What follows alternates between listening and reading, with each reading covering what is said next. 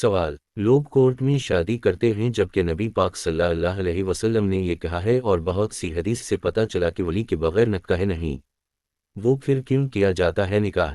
दूसरा सवाल ये है कि अगर निकाह करने के लिए कोई परवाह नहीं करते, जब तलाक हो जाए हलाला, फिर क्यों कहा जाता है कि हलाला हराम है, ये है वो है, फिर भी किया जाता है?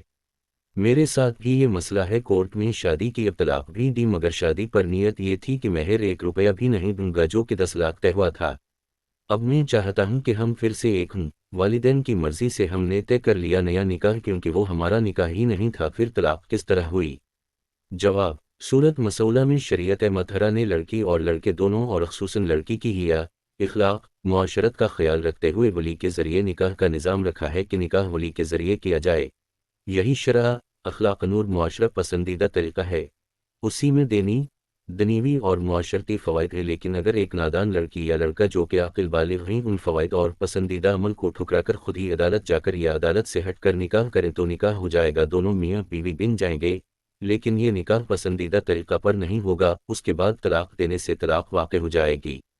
लिहाजा साइल का निकाह मुनक़्क़िद हो चुका है, इसके बाद तलाक तेरी तौक़ा हो चुकी है। महर जो निकाह में तय हुआ था साइल देने का पाबंद है। रहा दोबारा निकाह का मामला, तो अगर पहले निकाह के बाद इज़्दिवाजी ताल्लुक़ या ख़ुलूत ना हुई हो और तलाक मुतफ़र्रिक़ तौर पर दी हो, मसलन तलाक दी वगैरह, तो एक ही तलाक से निकाह ख़त्म हुआ।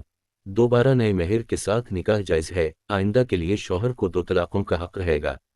अगर निकाह के बाद इज़्दिवाजी ताल्लुक़ कायम हुआ हो या खलवत हुई हो और तलाक 1 या 2 दी हों, तो इद्दत में रुजू और रुजू ना होने की सूरत में इद्दत के बाद दोबारा निकाह करना जायज़ है।